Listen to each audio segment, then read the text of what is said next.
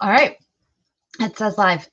I swear, no matter what, I have some kind of technical difficulty. I had every intention of getting on here a couple minutes early, giving y'all time to hop on, say hi, all the things. And, it's life. It's life. That's how life works. My kids will tell you that mommy and technology don't get along. So that's actually a very true statement. Not always, just most of the time. Most of the time I have some kind of issue with technology. So if you are hopping on live with me, I am checking to make sure I'm in a couple places as far as like my streaming. So I'm just checking to make sure that those are popping up. But go ahead and say hi. Let me know that you're here. I am using StreamYard because I'm going live in multiple places. So drop your name if you don't mind, because sometimes it doesn't show me who it is that's saying hi, especially if you haven't granted permission. But we're going to talk quick today. Hi, Nancy. We are going to talk quick today. I want to the first question I have for you. So other than saying hi, okay, and if you are watching this on the replay, go ahead and type replay. I want to know, what do you do full time? What is it that brings your family income, or yourself if you're not married? What do you do for a living? And this includes, not can be, this includes a stay-at-home mom. This includes part-time work. This includes whatever it is that you do, that you would say, if someone asks you, what do you do? What would you say? What is it that you do? So for those that maybe haven't heard me talk before or don't know who I am, I'm because of where I'm streaming, that might come across. So I just wanted to share a little bit. So you'll see Dr. Liz Scott on the screen. I have a background in my doctorate in physical therapy and a background as a board certified neurologic physical therapy specialist. So that is what I used to do. Okay. So that's what I did for over 10 years. Went to school for 7, residency, all the things, and worked in the clinic, worked in multiple settings, variety of different positions, from staff physical therapist to lead therapist to clinic manager to director, and then led multiple groups and all the things. But now what I do is I am a stay-at-home mom. I homeschool my children, and we are building a homestead, and I'm learning so many things. Raising chickens, massive garden, now my new thing to learn in the upcoming weeks is how to preserve all that we've grown. And then I'm stepping into some roles in homeschooling. We use the program called Classical Conversations, and we're starting a community in our area. So I am directing that community. I am leading the 4-year-old through 11-year-old program, and also took a role in a regional role and helping to bring families to the communities that are closest to them, that they are going to be most accessible to them, and leading a team of other people doing what I'm doing in my community as a director, leading that team and serving their families as well. So just so many different things than what I was doing, but that's what I'm here to talk to you about, right? That's what I'm here to talk to you about. So the skills needed for working as a physical therapist, for homeschooling my children, for growing a homestead, for leading a homeschool community, for bringing in families to a regional area for homeschooling, they're all different, but yet there's similarities too. They are the same, and they are different. Okay. Hi, Monica. So one of the questions I asked is, what do you do for a living, right? And then the other thing I want to ask, and I'd love for you to type in the comments, is what are some skills that make you good at what you do? And I'm going to throw out some examples, but what are some skills that you need in order to do your job or your hobbies even well? What skills do you need? Okay. So one of them is, some things that come to mind as I think about it, is organization. You need to be skilled in organization many times to do most things. You need to be skilled in how to focus your time. time management is a skill, right? You need to be a team player, especially from my standpoint in healthcare and in patience. Yes, patience is a skill. Absolutely. Oh, Monica, I love that. Patience for sure. You need to be able to communicate well. And that means communicate with those that are on the same level, that are your equal. Communicate with those that are above you in management or higher skill level. Be able to communicate with patients, with those that don't have the same knowledge that you have, but that you need to convey a message to, right? So communication is a skill. Maybe if you're a teacher, you are a reading specialist and you have extra skills, special skills in teaching children how to read. In my field, when I was working in the clinic, I have special skills in how to treat patients with neurological disorders. I spent a lot of time learning about knowledge translation. What does the research tell me that because a person has an issue with this part of their brain, how I can best help them regain the skills they need for life. Okay. And what does that look like clinically? And that was a skill. That was something. And there are other people that are skilled more in orthopedics, others skilled in wound care, pelvic health, very different specializations, all requiring similar yet different skills, right? Flexibility, absolutely. Being skilled to be flexible. Some people are very rigid. And if it does not go your way or the way that you expected it to, maybe it's not your way, it was just an expectation was set that this is what it was going to look like.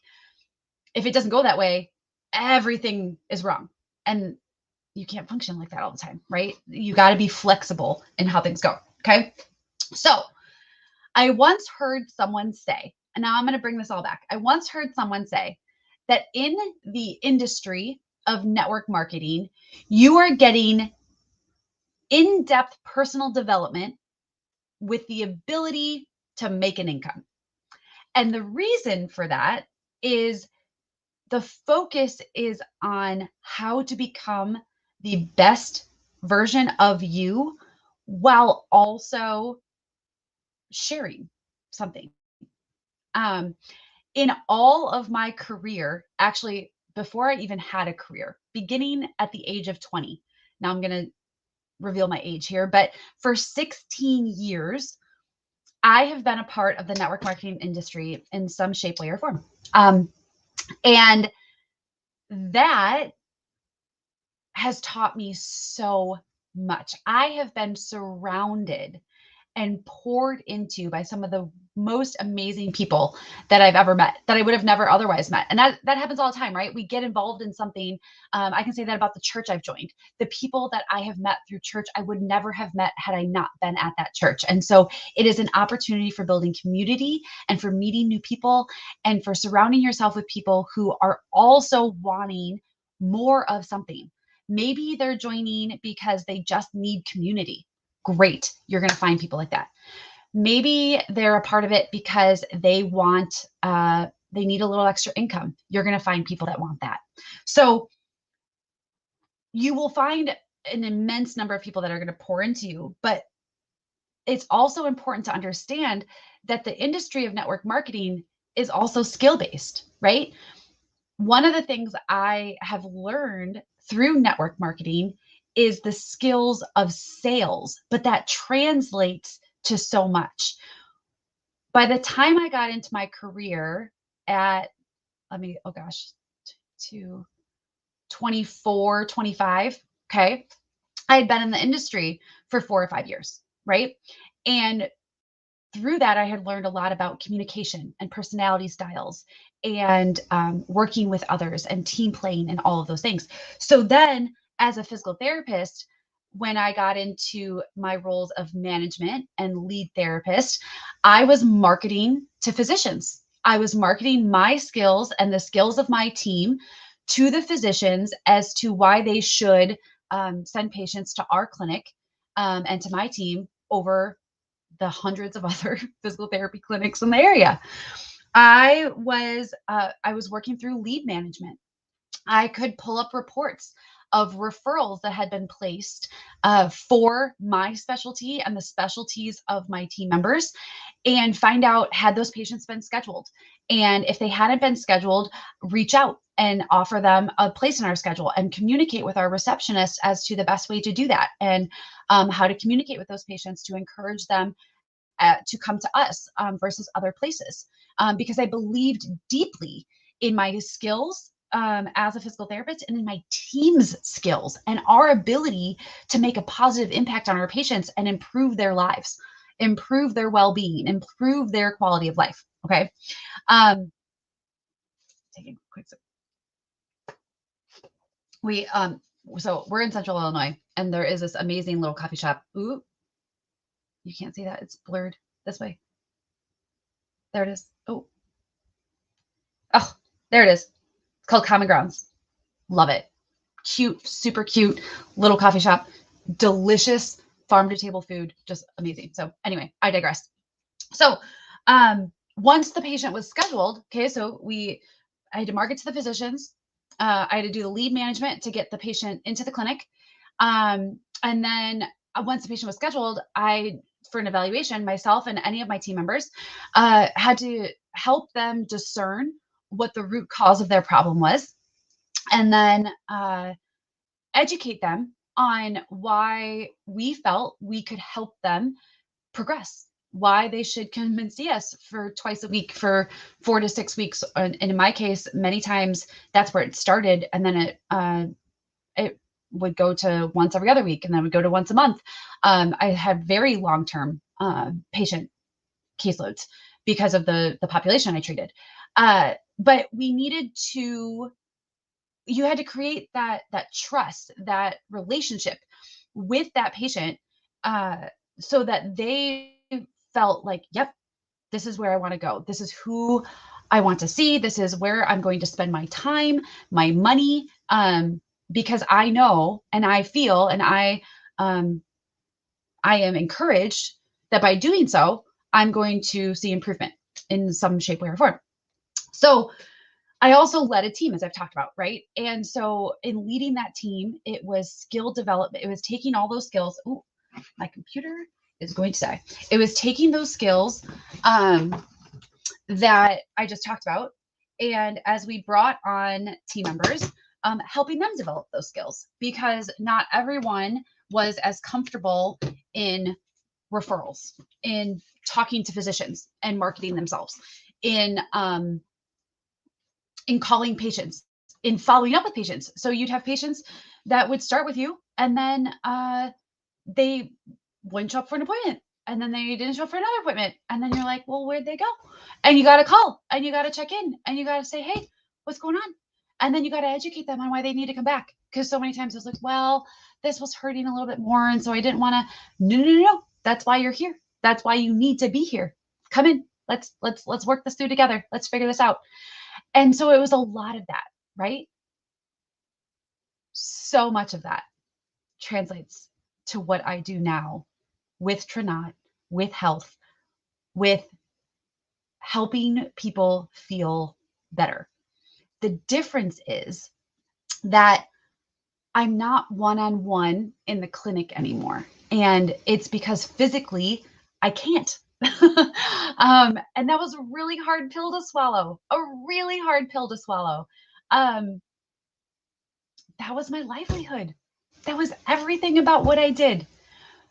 But what this opportunity has given me is the chance to do something similar, use skills I already have, and still continue to help people, and in building business and in customers, and feeling better because I'm helping them find products that are going to do good for the internal parts of their body. And when we feel good inside, we feel good outside. And we just know that, right? And so I've always, like I said, I've always been involved in it. Okay. When my lifestyle was altered, right? So physically, I was unable to do my job. But then we decided from there too that as things progressed, I was going to stay at home. I was going to stay home with my kids and I was going to be a stay at home mom and I was going to homeschool and I was going to do all this. And now, not only do I still get to help people, but network marketing, because of the business side of it, allows me to still support and provide for my family too. And in a way that's really no different in the concept of what I was doing before. So, whether you are a full time employee somewhere, or you're a stay at home mom, or you're a part time employee, I'd love to know, would a couple $100s a month be helpful for you? My husband and I were just talking about our budget, and I manage our budget, and it frustrates me that lately it just seems like I want to be saving more and giving more. We're giving a lot, because that's first on our budget is give. So we're giving, and I also want to be saving. And he brought to light that nearly everything has gone up in cost at least 15%. Gas probably 50%. So our spending habits haven't changed. Our activity, what we do, hasn't really changed. But his raise was only 3% this year. Um, and I'm home, right? And then I was like, oof, I have a little bit more control here. And this is the difference, you guys. Finding the small bits of time. When I was working, I had a salary. That's what I got. We did receive bonuses on my personal productivity, as well as my team's productivity. And that was dependent on the number of patients that came through our clinic and how long we were with them. We were with each patient. How much time do we spend with each patient?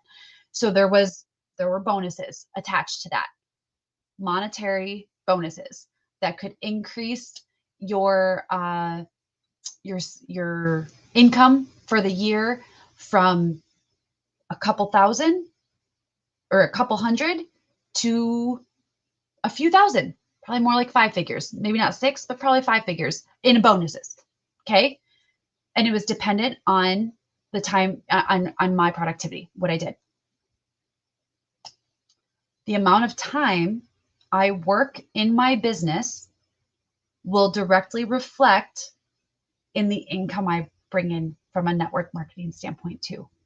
The amount of time I spend doing the skills and following the trainings and the structure that is given to me, the amount of time I spend doing that, I will see that reflected in the income I bring in.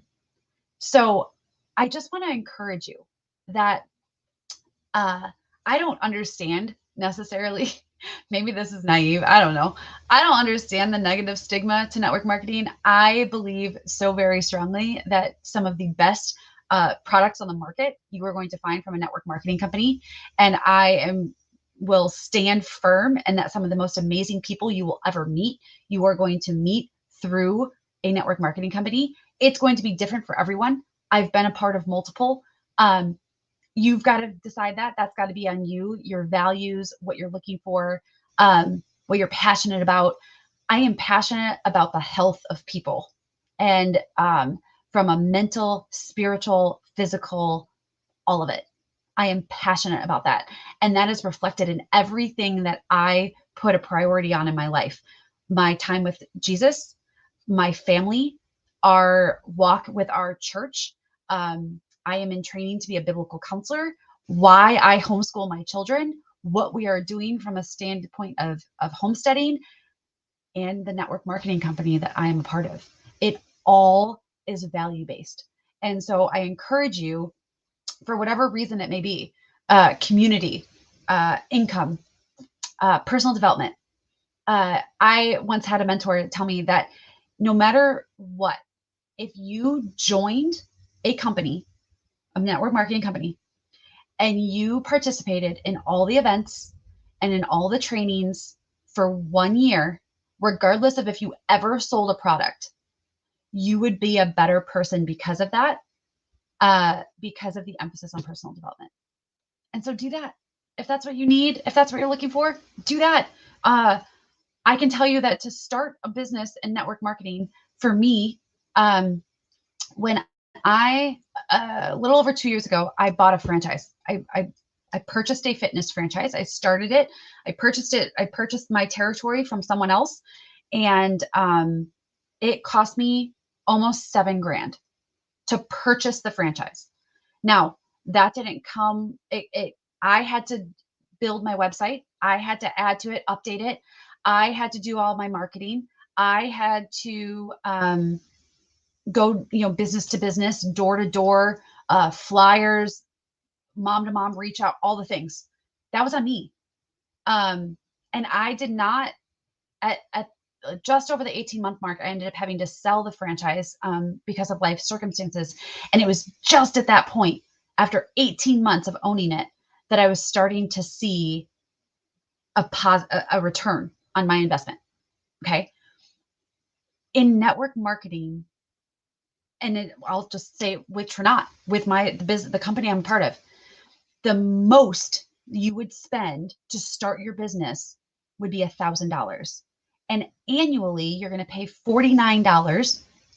And everything that comes with that, you have all of the trainings, you have all of the systems, you have the website, you have the products are shipped for you, the payment processing is done for you.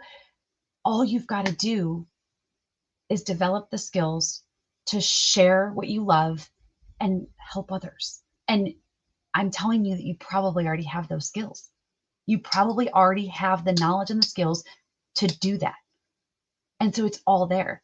And so if having another stream of income could be helpful for you, your family, someone else you know, why not? Why not give it a try? Even if you give it a try for a year, you're going to become a better person because of it. And so that's what I'm here to share today. I hope that was helpful. I hope it planted a new seed, made you think a new thought. And I hope it shed light on what it is that the network marketing industry is doing. It's providing an avenue for so many people that wouldn't otherwise be there. And so I thank you for those that sat through this and listened to the whole thing. I'd love to know what you thought. I'd love to know what was something you learned, or what was a seed that's been planted, or what's a skill that you have that you think would transfer well to a network marketing business. So have a wonderful, beautiful rest of your day and your week, and may God bless.